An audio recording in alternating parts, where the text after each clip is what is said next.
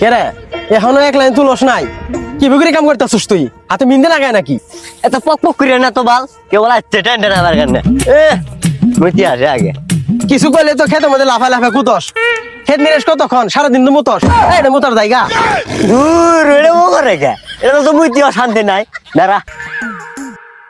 ও নি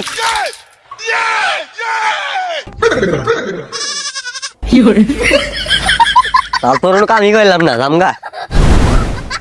তুই এটা কি কাম করলি কি কাম করলাম তুই দোষ নাই দেখছি তো তুই বাড়ি যা বেশি করে পানি খাস তোর 100% জন্ডিস আছে